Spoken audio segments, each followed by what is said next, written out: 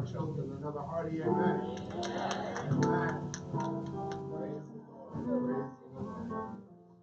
Got some awesome voices in there. Amen. Praise the Lord. Praise the Lord. Praise the Lord. I remembered what it is I forgot to remember. And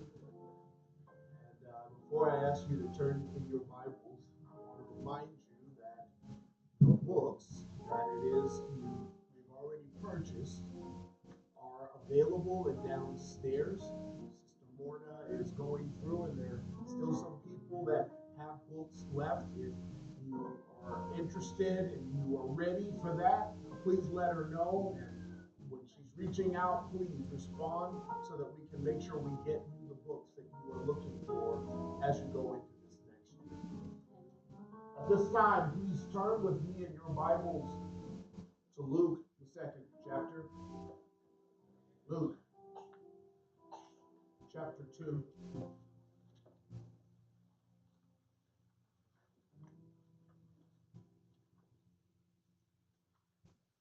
If you have it, say amen.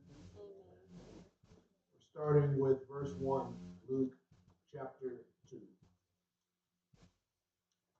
The Bible reads, "And it came to pass in those days that a decree went out from Caesar Augustus that all the world should be registered.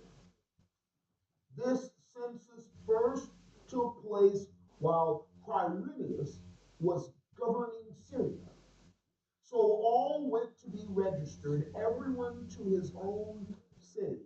Joseph also went up from Galilee, out of the city of Nazareth into Judea, to the city of David, which is called Bethlehem, because he was of the house and lineage of David, to be registered with Mary, his betrothed wife, who was with child. So it was that while they were there, the days were completed for her to be delivered. And she brought forth her firstborn son, and wrapped him in swaddling clothes, laid him in a manger, because there was no room for them in the inn.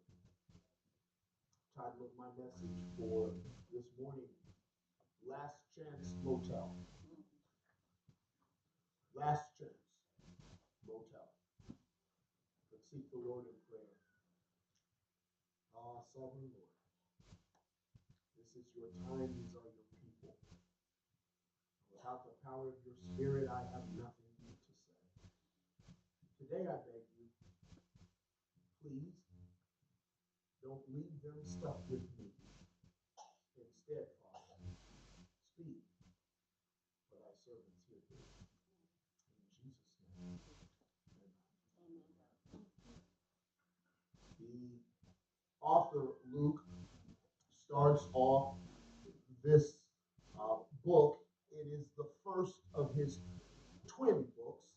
The first book is the one that bears his name, Luke. The second is the companion book, which is the book of Acts. In this first book, Luke seeks to help us understand what is God's powerful message to mankind. And in his second book, Luke seeks to unfold what mankind does when they get the powerful message from the first. A lot of sermons get told in a lot of different ways. And as I was studying for today,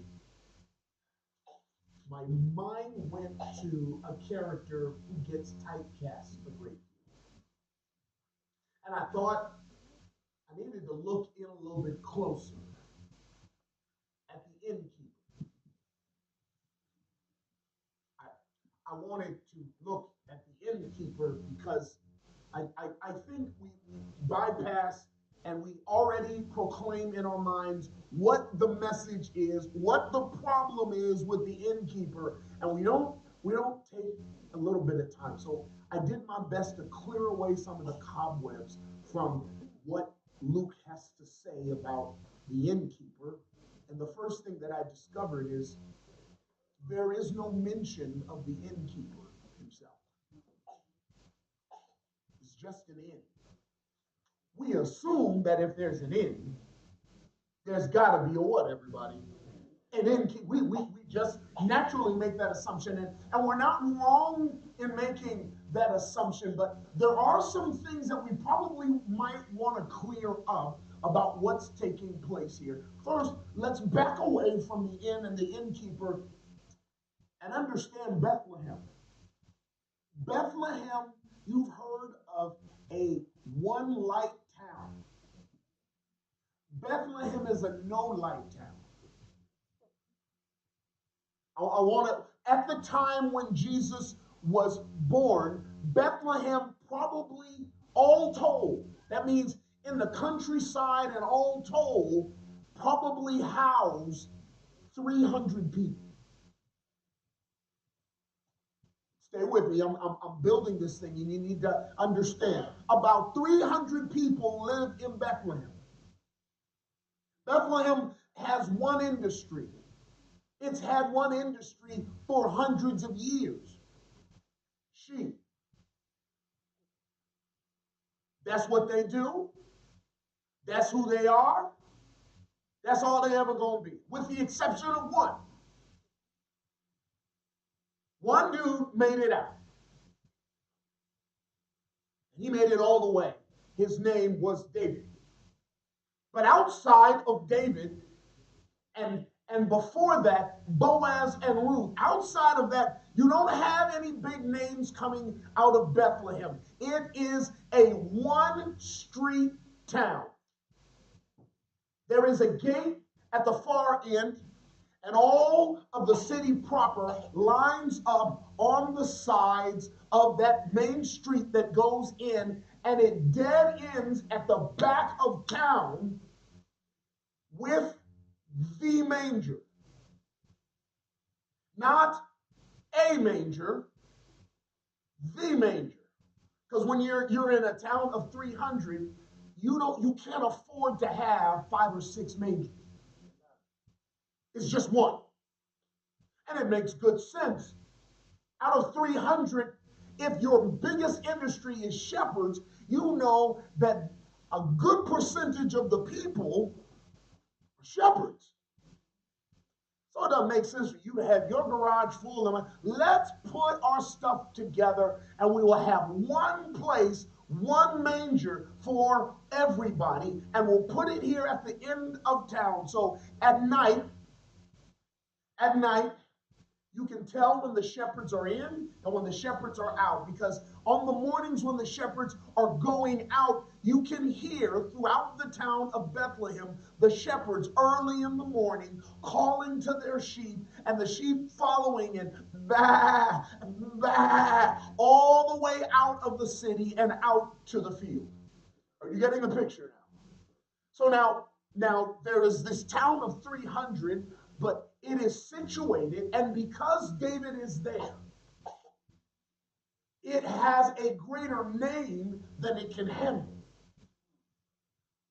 So when the tax that comes from Rome that we talked about earlier on takes place, you can imagine there are thousands of people that are of the lineage and line of David.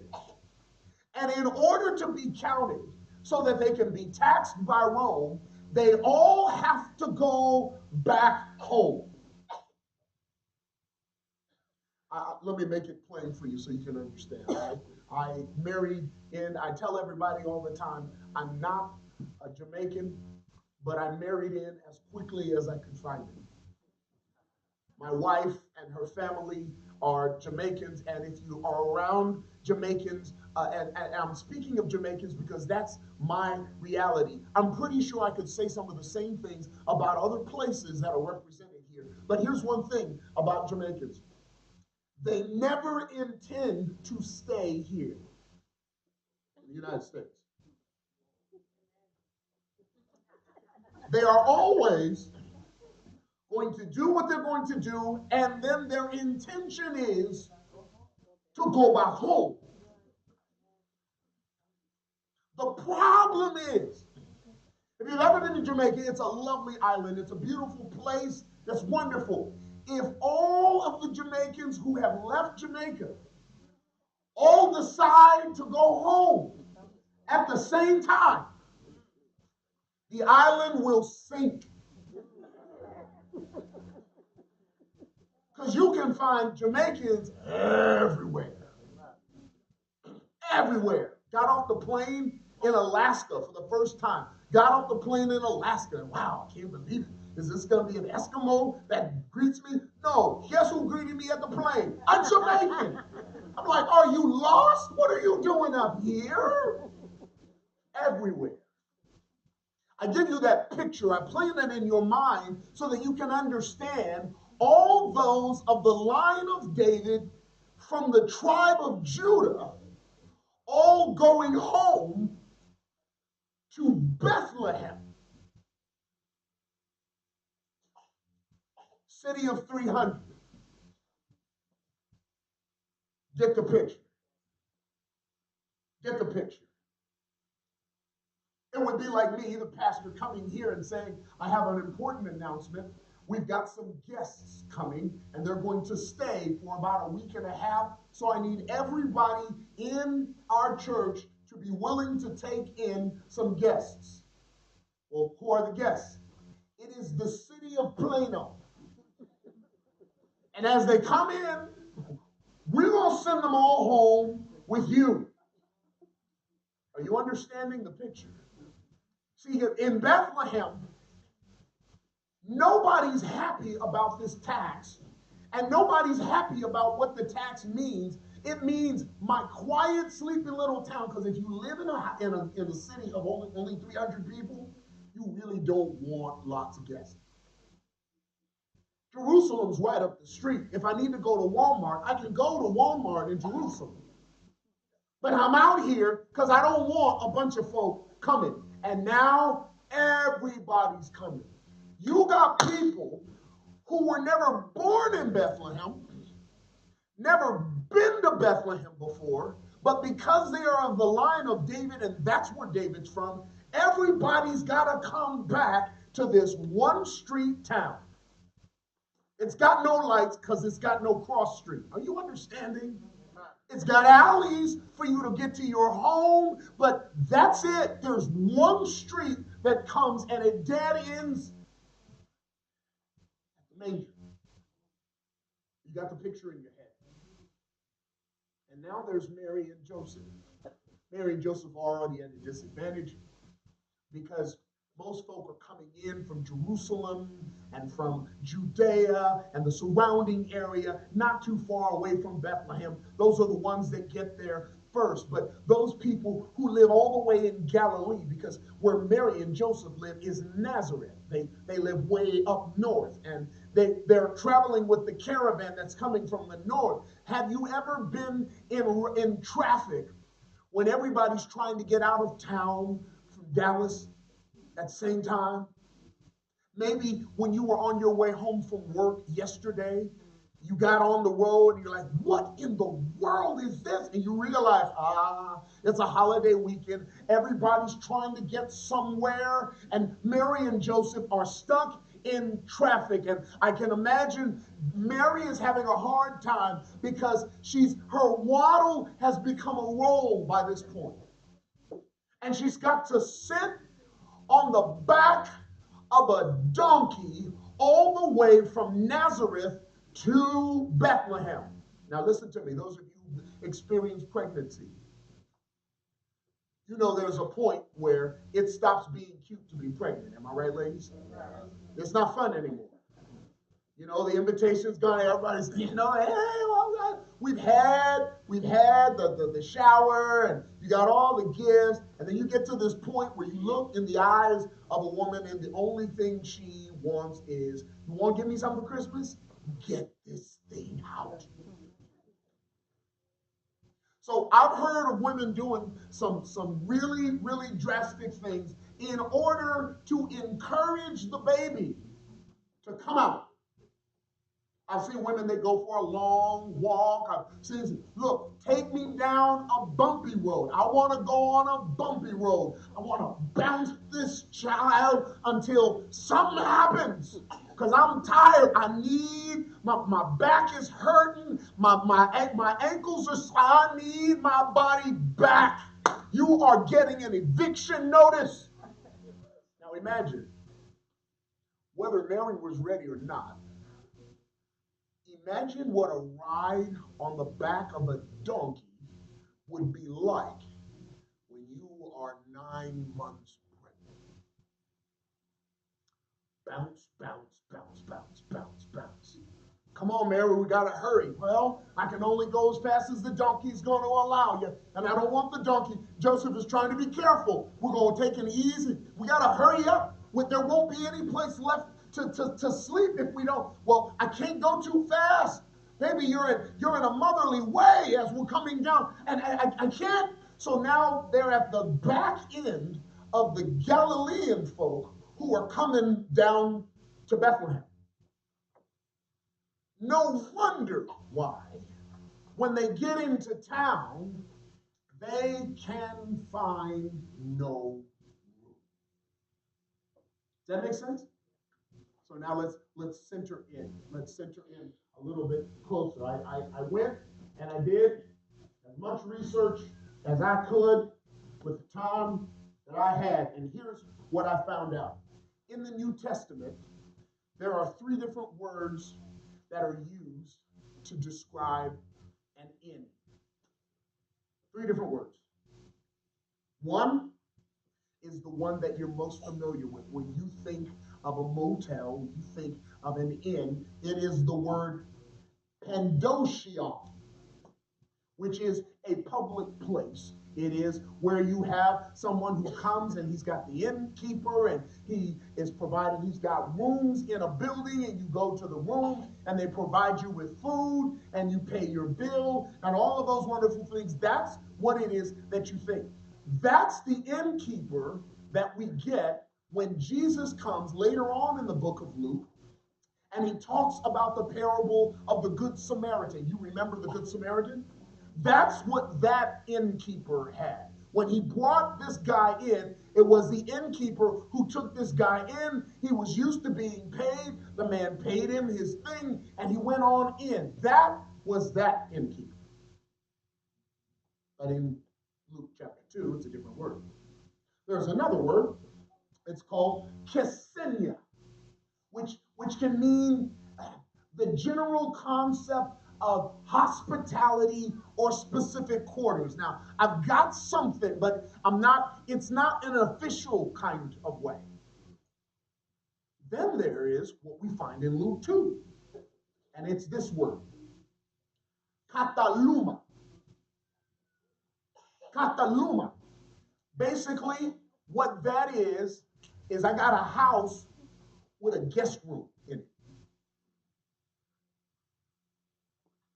All of them translated in English, inn.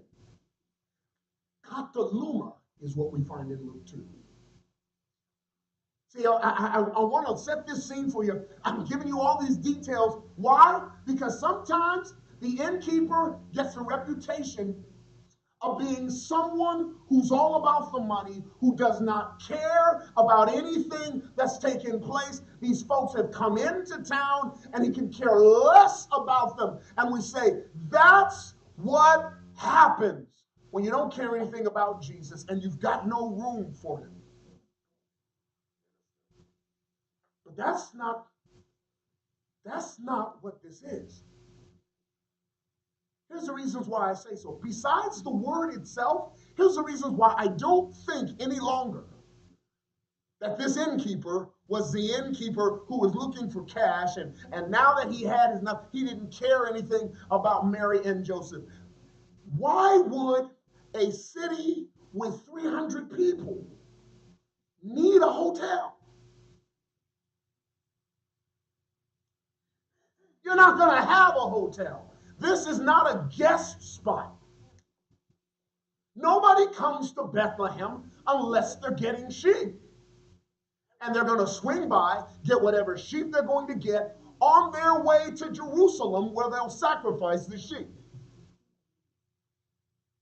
Only in a hotel in Bethlehem? 300 people?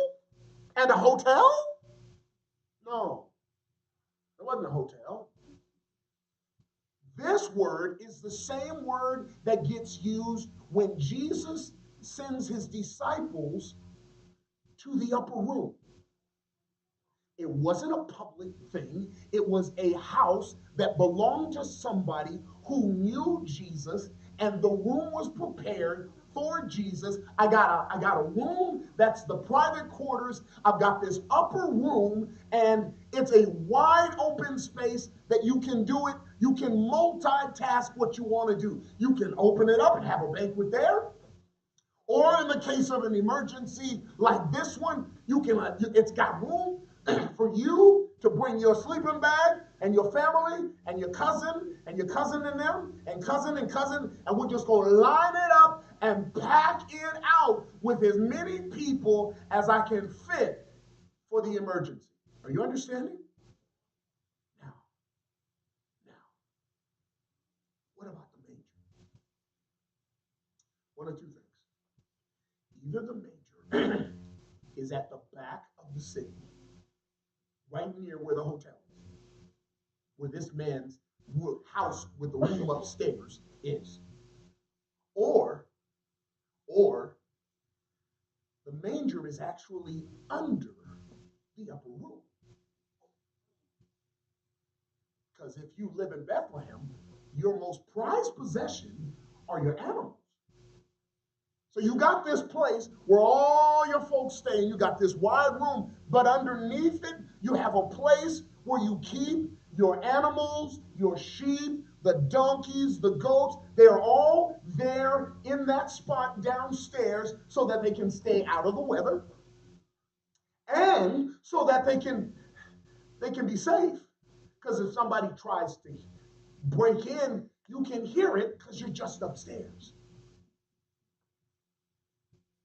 Getting the picture in your mind? Now, we can talk about the innkeeper. Because the innkeeper has been in Bethlehem all his life. He never moved away. He's the one that didn't have aspirations to go anywhere. He took over the family business, inherited it, and by the way, his number one job is not housing people. His number one job is having something to do with the sheep. Because you got one sheepfold, and it's in your house or near your property. The only people that he usually gets as guests might be shepherds who are not in the house right now. Everything lines up real well because unlike what it is we're told, Jesus is not born on December 25th. Can I help you out with that? The Bible gives you indication that Jesus could not have been born on December 25th. Why? Because it's cold, and just like you ain't mowing your lawn on December 26th, because the grass isn't growing, the sheep are not out of the fold on December 26th. So for them to have shepherds abiding in the fields, it had to be in the spring of the year when it is warmer. Does that make sense for everybody? So the one thing that the innkeeper is excited about is I may have a little extra room because I don't have the manger. Most of the time, the shepherds didn't want to come up into the upper room. They stayed with the sheep. That's what their job was. They had no problem smelling like sheep. They had no problem sleeping next to sheep. They were cool in the manger. It's no big deal because nobody is hoity-toity in Bethlehem. And now, I got a little extra room because in the springtime, all the shepherds take their lambs and their sheep out to the field to graze, and they stay out there at night. So my manger just has some cows and donkeys and a few things like that. and I've got this room upstairs. But then all the phone calls from all the relatives start calling. Hey, how you doing, cousin? Who is this? Oh, don't you know me? I'm Uncle Nestor's son's cousin's brother who lived across the street from. Don't you remember? We used to sing in the choir together way back when we were in kindergarten. Yeah, I'm coming in town. I want to see you. You need a room. Oh, I wouldn't want to impose. Anybody got those kind of guesses? Hello. Saying their lights. I wouldn't want to impose, but if you got space, he's going to get that phone call at least 50 more times. See, but he doesn't have a phone, so what's got to happen is people just come by and knock on the door. And he got more guests. He got more family suddenly. He got more family than a dude who signs his first contract with the NBA. Because, you know, as soon as you sign that contract, suddenly all your relatives start saying, you know what, we cousins. I just want to congratulate you, cousin. That's his life. And people just keep coming in. And at first, he's checking to see if they got some of the features that would help you understand that you are indeed family. But when 50 starts coming and 65 and they're bringing their children, and you stop, you run out of, it's just whoever gets here first. Stay with me, church. Whoever gets in first. I may save a few spots for some real cousins that I do know. And I may save a few other spots for some cousins that it's good to know.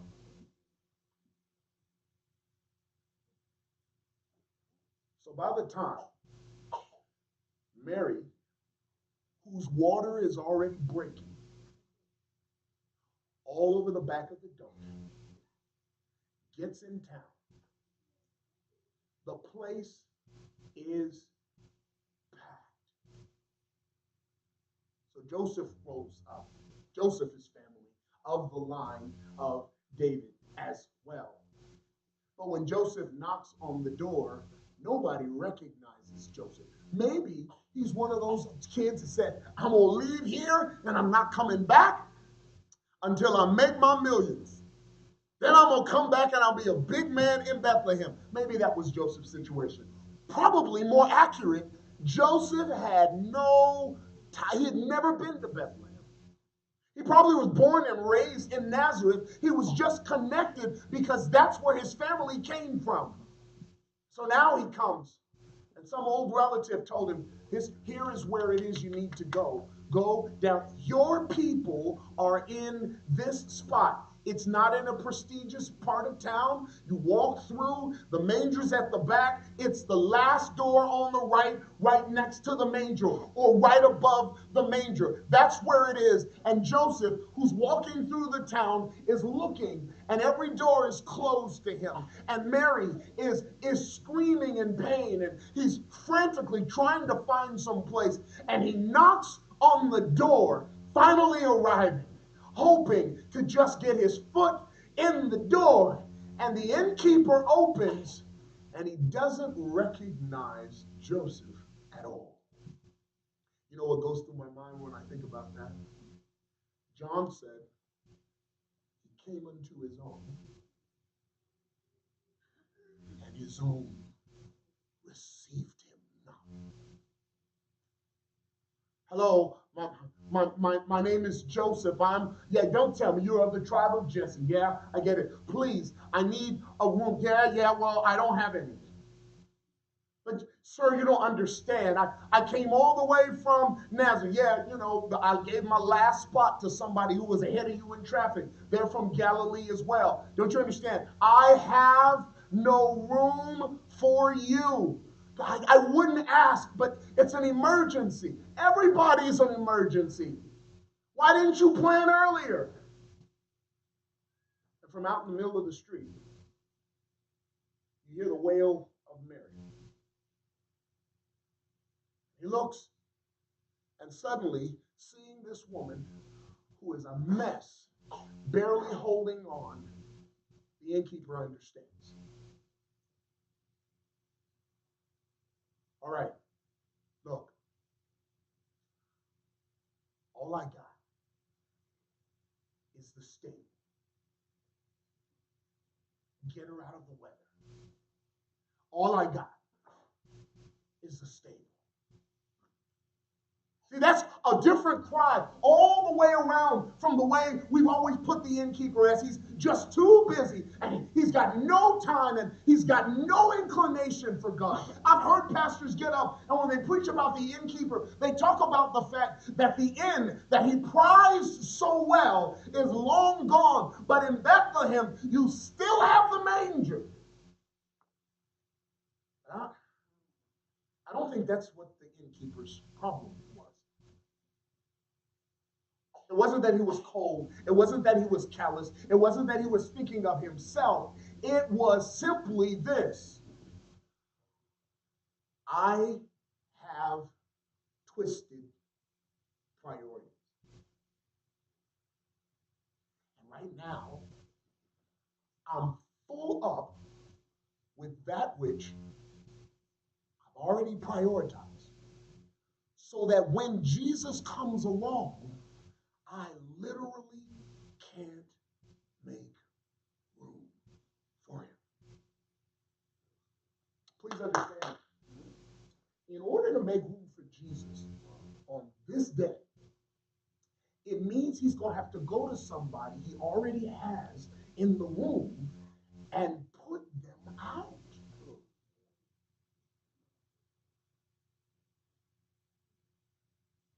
I can't do that. Who am I going to go to? Cousin so and so or nephew such and such. Who would I put out? After I've already offered them my house and told them they could stay, and they've got themselves all situated, and they've eaten half of my food, how could I do that?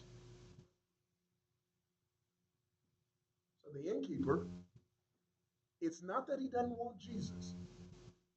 Now it's time to preach. It's not that he doesn't want Jesus. He's got no problem with Jesus.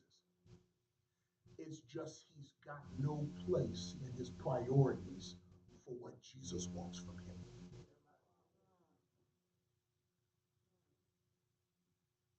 If you look across the world today, very few people have a hard time with Jesus.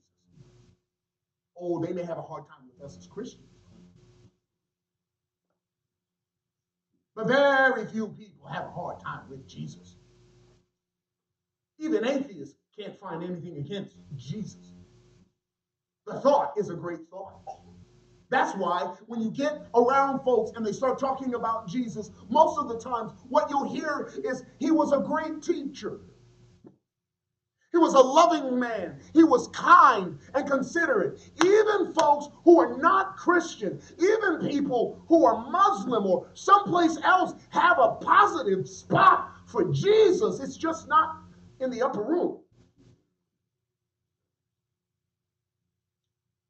It's downstairs. It's out around the corner. Keep Jesus nearby. See, when I don't have room for Jesus, my Christmas lights go down as soon as January 1 comes. Somebody got it. So Jesus said, let your light so shine that men will glorify your Father in heaven. And we got no problem with that. In December.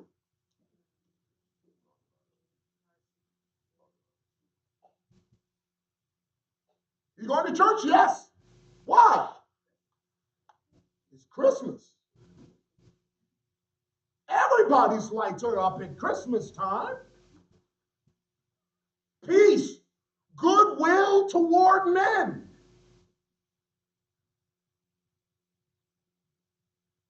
One of the favorite Christmas stories that I heard as a child. Now, as I'm an adult, I look at with new eyes. It's the story that during World War I, there was Christmas Eve. The two lines, American soldiers on one side and German soldiers, and they had their arms trained at one another. And Christmas Eve came, and the evening was cold, and somebody started singing a Christmas carol. And the soldiers began singing Christmas carols while they had their rifles aimed at their enemies. And then they were hushed because the enemies knew the Christmas carol and began singing the Christmas carols back. And so, for Christmas Eve, these soldiers put down their weapons and came together and began to sing Christmas songs together. It's a warm thought, isn't it? But December 26th,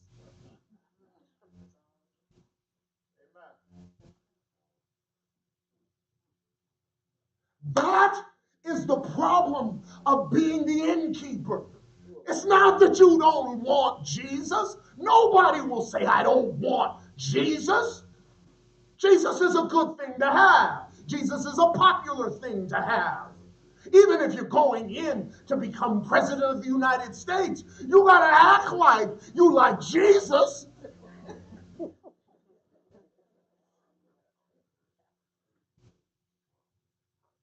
Problem is, he is not a priority. In order to make him a priority, I got so much stuff in my head, in my upper room. I got so much things going on up here that in order, listen carefully to me, because this is a hard sermon for Christmas. In order for Jesus to have the proper place, I got to put somebody or something out.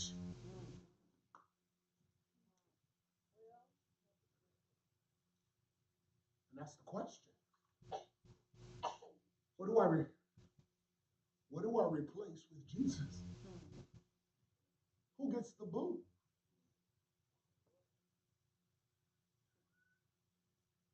You know, it's time. The baby's going to be here in a minute. You can see the baby. It's going to happen. Whether you're ready or not, Jesus is coming.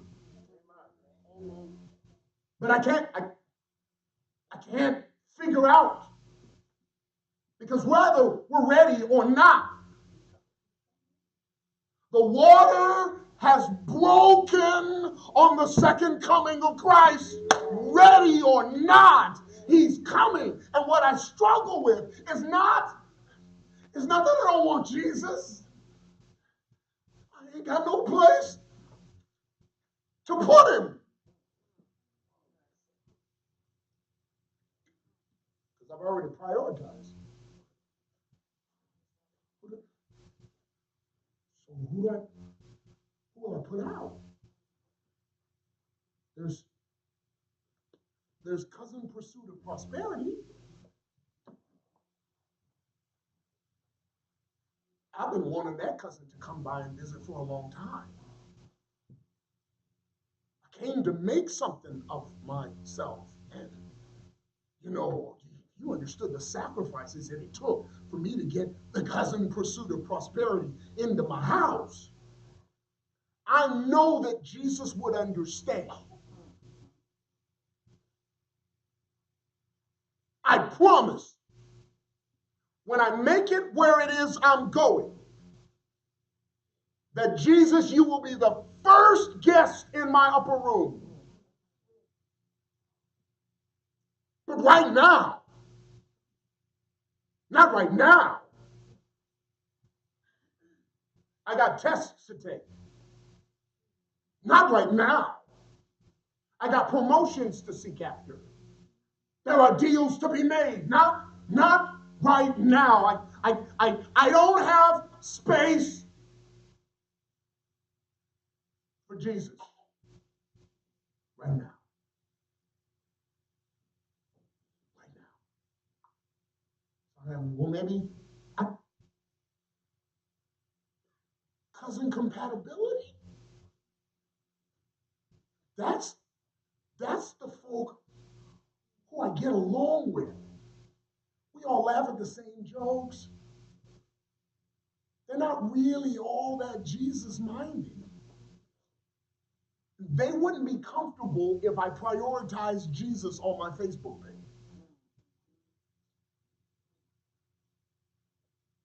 They wouldn't be comfortable. And I want to get along with them. These are the folks that I want. I like them, and I want them to like me. And Jesus would just not fit in.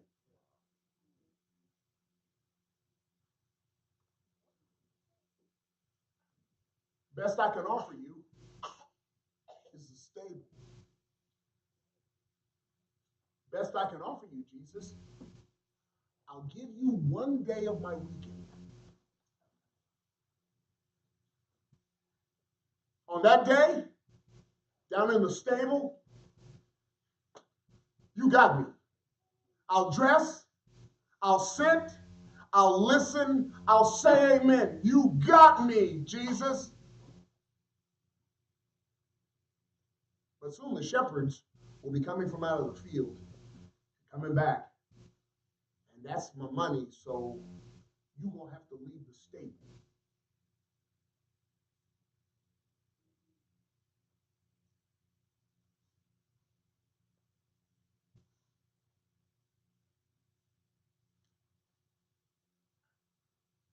What about, what about Uncle first come, first serve? These are the things that they're, because that's just the way I grew up.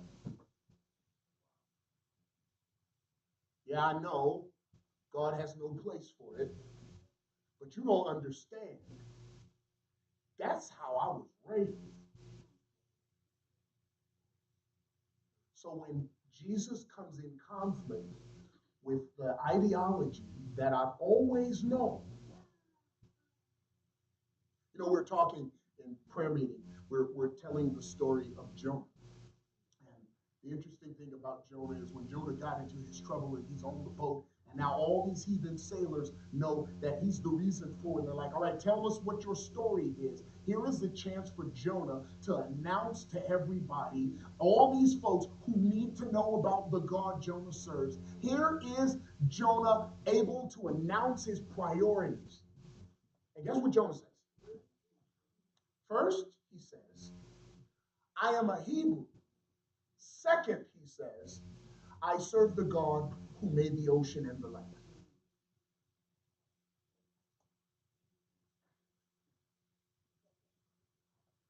Do you hear the priority?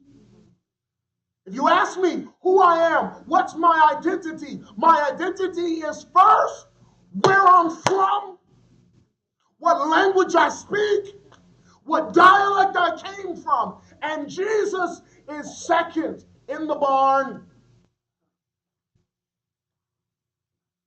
Can I ask you a question then?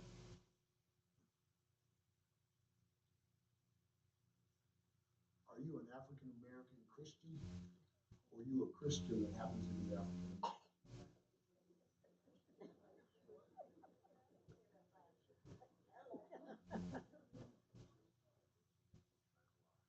Can I get a little closer? Are you an Adventist Christian? Huh? Or are you a Christian who's an Adventist? You got to be careful because the culture, sometimes the chosen culture that we have, what we've grown up with, we have traditions that aren't always holy.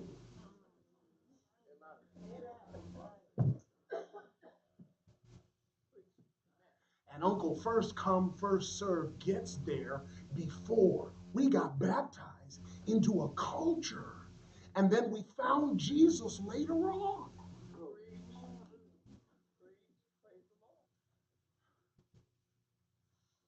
And then, have you ever had that thing where it dawns on you that some of the stuff that you stood firm about was culture and not Christ?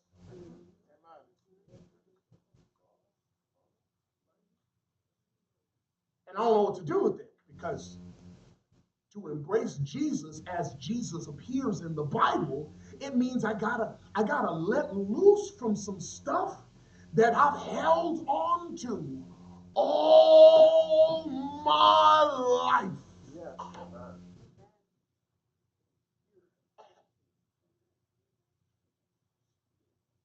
Meanwhile, Jesus is coming, whether you're ready or not.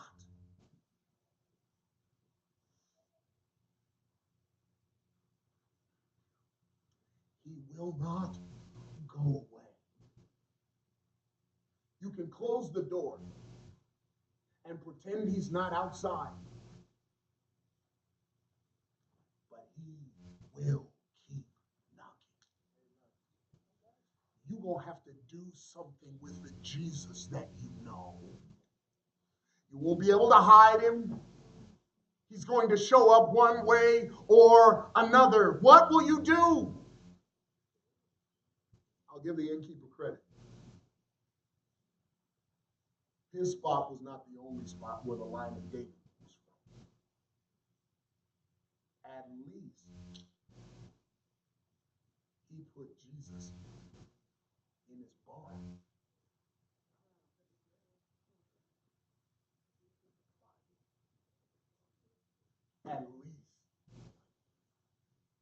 At least looking at the situation, recognizing that Jesus is coming, at least he tried to find a spot, squeezing in between cousins. At least he found it. It's not the best spot. It's not the spot where he deserves, but at least he's got a spot.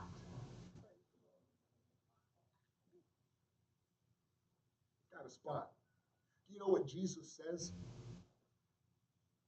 You get him a spot. Here's what Jesus' response is. It's the same response that his father said. I'll take it. If all you got right now is a place where you keep the animals, if it gets me under your roof, if it gets me under your skin, guess what? I'll take it in the Last Chance Motel. I'll take it. You know why? Because the last chance is not the last chance for Jesus. It's the last chance for us. Amen. Later on in this story, we talk about the wise men. By the way, let me give you this fact in case you hadn't heard it. The wise men don't show up the day Jesus was born. The wise men were thousands of miles away when the star first shone. They followed that star and they found Jesus when Jesus was 2 years old. By that time, he had moved out of the manger. He was in a house. Go back and read it for yourself. When the wise men show up, they didn't find him wrapped in swaddling clothes and lying in a manger. They said they came to the house where he was. Jesus had found more permanent address in Bethlehem. Thanks be to God. That's the great thing about Jesus. I may not give him what it is he deserves, but if I give just a little bit of Jesus, oh, hallelujah, he will grow inside of you. And before you know it, here's the thing. Jesus knows that cousin compatibility has got to go. But Jesus will grow to the place where you want to put cousin compatibility out. Jesus will grow in you if you keep feeding him, if you keep putting him, wrap him in swaddling clothes if you have to, wrap him in strips that you would wrap someone who's going into the tomb. By the way, that's what swaddling clothes were. They were strips that you would wrap around the dead body so that you could embalm him, so that he was literally born to die. I'll take it, he says. I'll take it.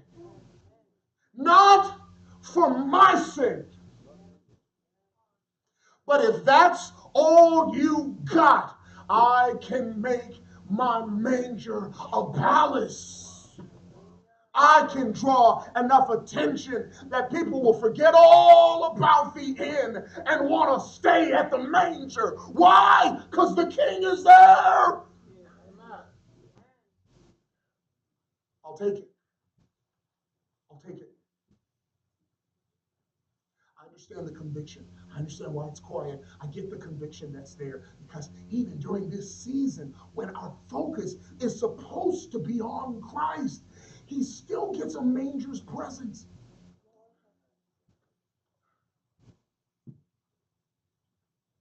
I'm not preaching at you. I'm right alongside of you. How many years has it been about the gifts and not the giver?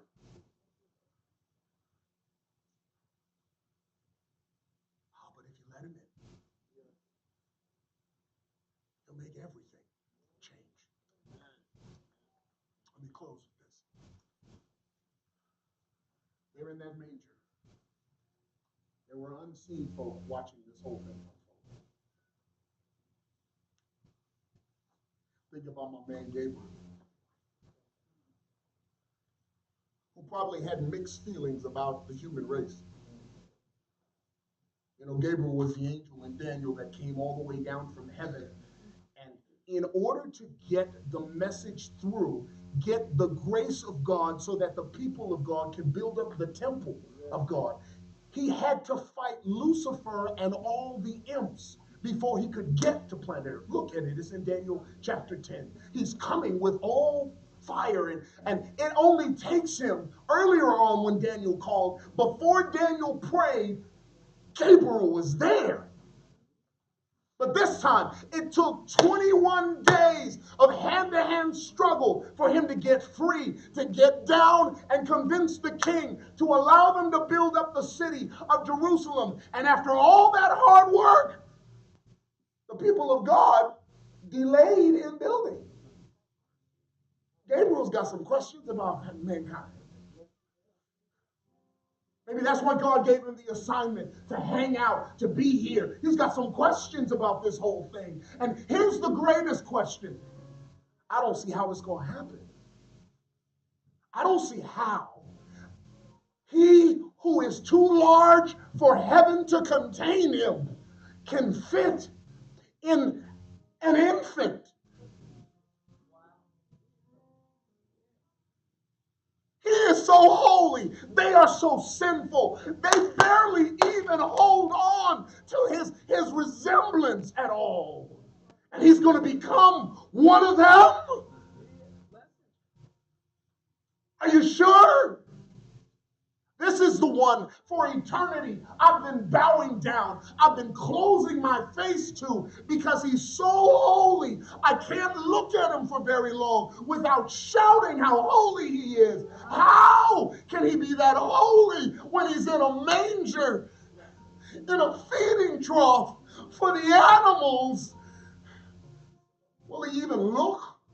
Will I be able to recognize the majesty of heaven? Gabriel, look over. And when Mary gives that last gasp,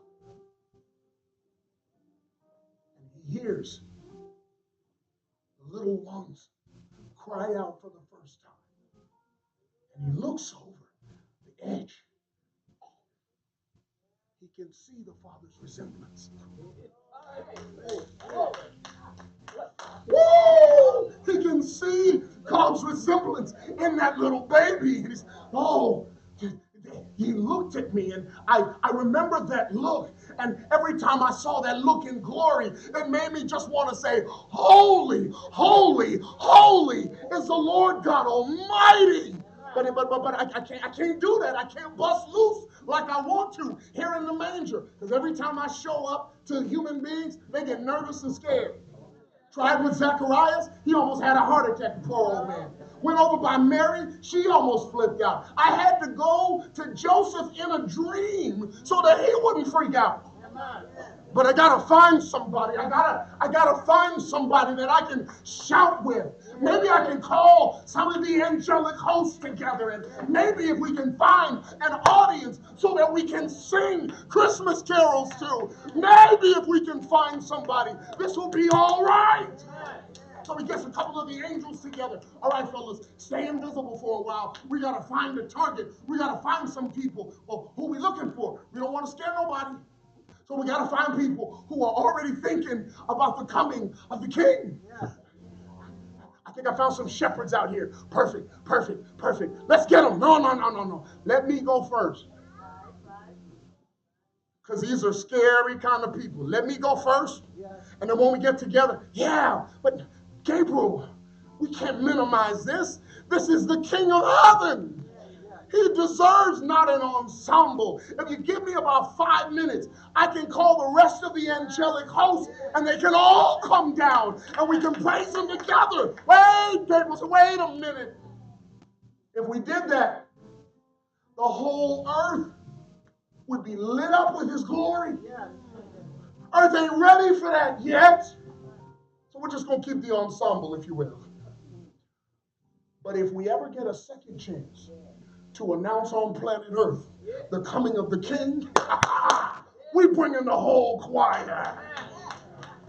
If we ever get a second chance, we're going to bring everybody, all the angelic hosts. And that day, I don't care who gets scared. Every knee shall bow. Every tongue shall confess that he is Lord.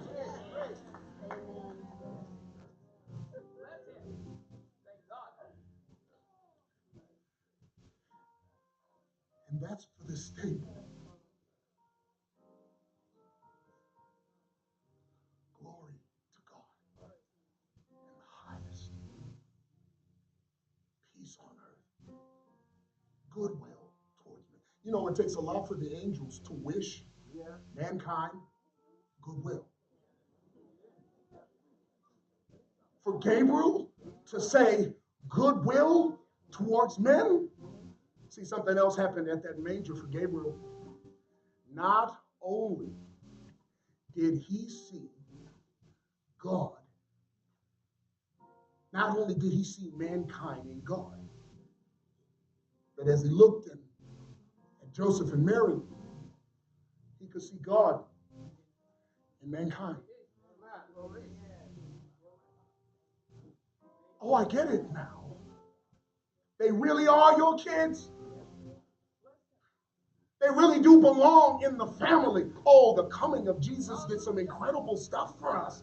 It made it so that when we get to heaven, we are recognizable as children of the Most High God. So Jesus came, and now the angels, when they look at you, if you got room, even in your stable, they can see the family resemblance. That's about your eyes are closed.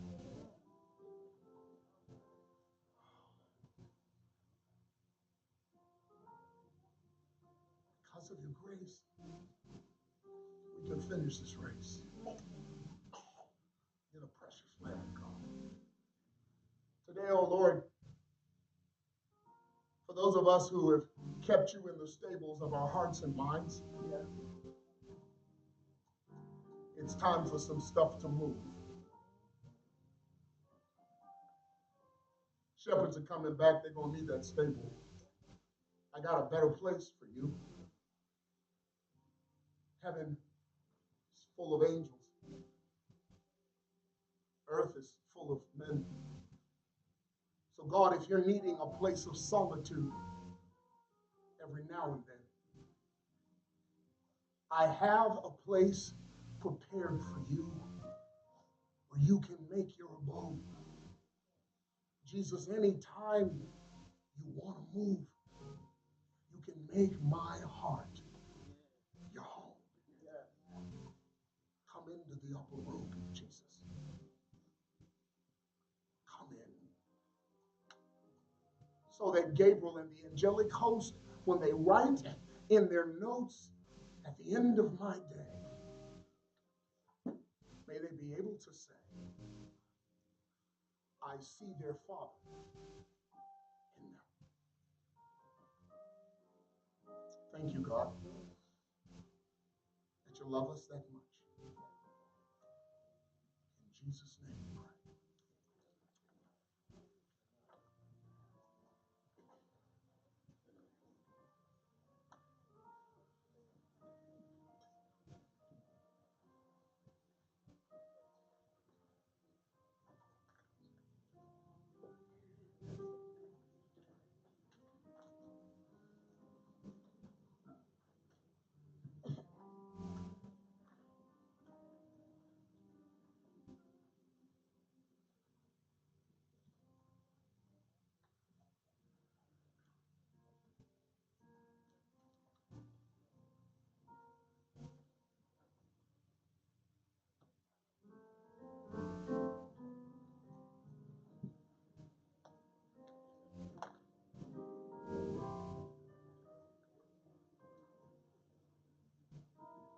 All right, was that powerful?